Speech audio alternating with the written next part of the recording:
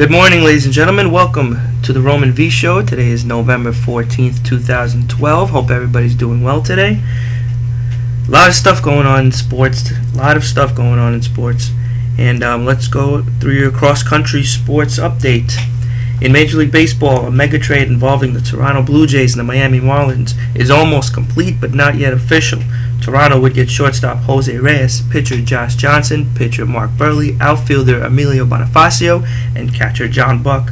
Marlins would get shortstop Yunel Escobar, infielder Adeiny Hechavarria, pitcher Henderson Alvarez, catcher Josh Mathis, and at least 4 top prospects. Davey Johnson of the Washington Nationals and Bob Melvin of the Oakland Athletics were chosen as managers of the year on Tuesday after guiding their teams to huge turnaround seasons. Oakland went 94-68 and won the American League West, while Washington went 98-64, winning the National League East and had the best record in the National League. In the NBA, Mike D'Antoni apparently was just surprised to get the Los Angeles Lakers coaching job, as Phil Jackson was that he didn't get it. D'Antoni told the New York Daily News he assumed that Phil Jackson was a lock to return to the franchise as Mike Brown's replacement.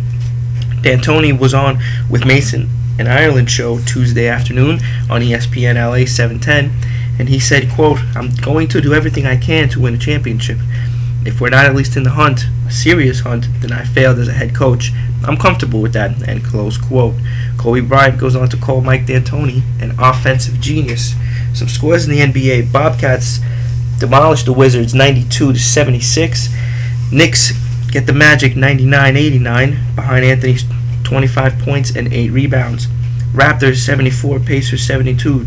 Toronto point guard Jose Calderon records his first career triple-double, 13 points, 10 rebounds, 10 assists.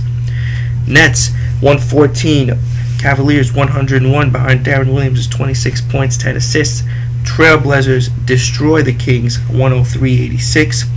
Spurs edge the Lakers 84-82 after Danny Green hits a go-ahead three-pointer with 9.3 seconds left, lifting the San Antonio Spurs to give them their 7th win and handing the Lakers their 5th loss of the season. In the NFL, Steelers quarterback Ben Roethlisberger had another MRI on Tuesday after he suffered an injury to his throwing shoulder and ribs on Monday night against the Kansas City Chiefs. A close source says injuries could be pretty significant and can possibly take a while to heal. And as of this morning, he will not play on Sunday. New York Jets released pass rusher Aaron Maybin. Maybin failed to record a sack in his first 8 games and was inactive Sunday in their 28-7 loss to the Seattle Seahawks. And that is your cross-country sports update, presented to you by me, Roman V. A lot of stuff to get to today in sports. A lot of stuff to get to, guys. I mean, this trade involving the Marlins and the Blue Jays is probably the most surprising thing that could have happened in Major League Baseball. I mean, the Marlins they built this publicly funded stadium. The stadium was publicly funded, and now here they go. They just shed $180 million in payroll.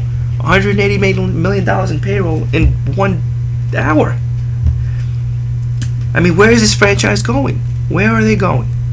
Yeah, I understand you had a bad season last year. I think they had 668 wins. Yeah, you had a bad season. You don't just dump your whole team. I remember they did this in 1997 after they won the World Series. They dumped out Leiter, Gary Sheffield. I remember that year. I mean, really, you don't do that. And where do they go now? What are they going to be? They're going to be the worst team in the National League East. The worst team in the National League East. Jose Bautista tweeted, "It's a good day to be a Blue Jay." Yeah, you bet your butt it is. The Blue Jays can now be a serious contender in the National League East. American League East, excuse me. A real contender in the American League East. They've made more moves in the division in one day than all the other teams have since the season ended. Giancarlo Stanton tweets, "Alright, I'm pissed. Plain and simple." He's probably the only good player left on the Marlins team. I don't know what they were thinking with that. I have no clue what that was. A team who's thinking straight right now is the New York Knicks. 5-0. 5-0 New York Knicks. Still undefeated. Here's a date the Knicks should circle on their calendar. Specifically Carmelo Anthony. December 13th. December 13th is when Mike D'Antoni's new Los Angeles Lakers come into town. If I'm Carmelo Anthony, I'm circling that game on my calendar.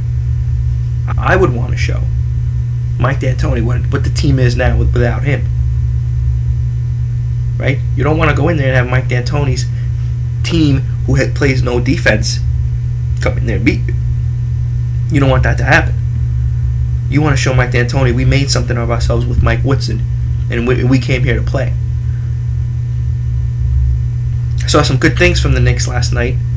What I like the most is ball movement. I really like seeing ball movement. I really do. Carmelo Anthony, 26 points. 25 points, excuse me. 11 for 22. Here's what I think is good for the Knicks right now. Here's what I think is going good. You don't have Carmelo Anthony scoring 50 points and the rest of the team just 10 between everybody. You know what I mean? It's spread. It's spread out. Carmelo Anthony, 25 points. Tyson Chandler, 12 points. Raymond Felton, 21 points. J.R. Smith, 21 points. Pablo Prigioni played 7 minutes, 5 points. Jason Kidd, 5 points. Ronnie Brewer, 3 points. Everybody's chipping in. Everybody's chipping in. Rasheed Wallace, 4 points. Everybody's chipping in, and I like it. I love the way the Knicks are playing. They didn't play as good defense last night as I had hoped. You know, I thought they were playing bad defense in honor of Mike D'Antoni getting signed by the Lakers. But other than that, the Knicks are playing great. And the Knicks are number 1 on the power rankings. Number 1. In front of the Heat, in front of the Spurs, in front of the Thunder, in front of the Clippers. They are number 1 on the NBA power rankings. Who's not number 1 on any power rankings are the New York Jets. I mean, 28-7. 28-7. The Seattle Seahawks. I mean, don't get me wrong. It's tough to play Seattle in Seattle. It's tough. You know? But these poor performances are coming each week now from the Jets. Each week. Mark Sanchez was 9 for 22 for 124 yards. Oh my God. He had 1 pick. He got sacked 3 times. This is ridiculous. Ridiculous. Let's look. Russell Wilson, 12 for 19, 188 yards, 2 touchdowns. Why can't Mark Sanchez have those numbers? I mean, is it really time to bring in Tim Tebow? It'll never be time to bring in Tim Tebow because he's not a quarterback. He's just not a quarterback. Tired of hearing Tim Tebow. He's not the answer. But I don't know if Mark Sanchez is the answer either. He's not. He just isn't. It's ridiculous. Ridiculous to even think that Tim Tebow can play better than Mark Sanchez. But I gotta say, I'm tired of hearing Mark Sanchez excuses. I'm tired of hearing them. We gotta do this better. We'll do this better next week. We'll work on this. Stop it. We're going into week 11 already. Enough. Enough. And I hate to tell Antonio Cromartie there will be no playoff run in the Jets' future. It's just not happening. It's just not happening. Here's the main reason for the Jets' inability to succeed. I don't know, maybe the locker room is a little bit divided. Today in the New York Daily News, an anonymous player says Tebow is terrible. I gotta agree with this anonymous player, but that's not what you do. You don't go behind your players' backs to the newspapers and say things like that.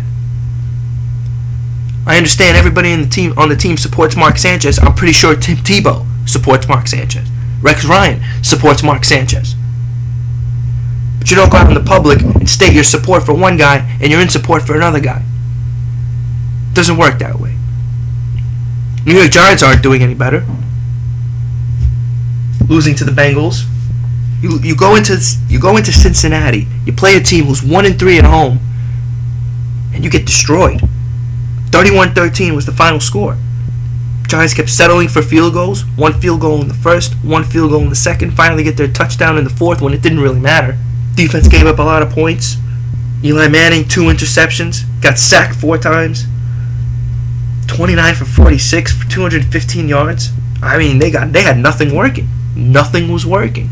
You hear these stories about Eli Manning having a dead arm, and the Giants are in their November slump. But maybe it's possible.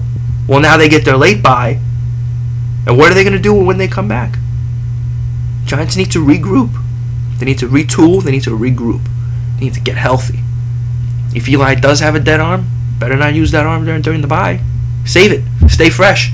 Because it doesn't get any easier for the New York Giants. It doesn't get any easier. They've got the Saints coming up. They've got the Packers coming up. Still got to play Washington. Still got to play Philly one more time. It doesn't get easier for these guys. Phil Simms says Eli is not an elite quarterback.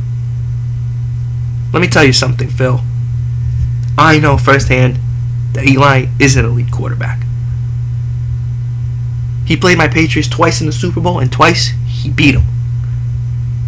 He beat him in the fourth quarter both times. This is a guy who wins when he has to win. Makes plays when he has to make plays. Plain and simple. It doesn't get any more elite than that. You can't have elite without Eli. Okay? Sorry, Phil. I'm going to have to disagree with you on this one. Giants fall pretty far in the power rankings. Pretty far. They were 5th last week. They dropped to 10th. Texans take a step up. They're 8-1. Which is where I believe they should have been the whole time, even though the Falcons weren't defeated up until now. Falcons are 8-1 now as well, and they're number 2. This Texan team is scary. I think they're going to the Super Bowl and they're going to win it. They're going to win it. Ladies and gentlemen, thank you for joining me today for the second edition of the Roman V Show.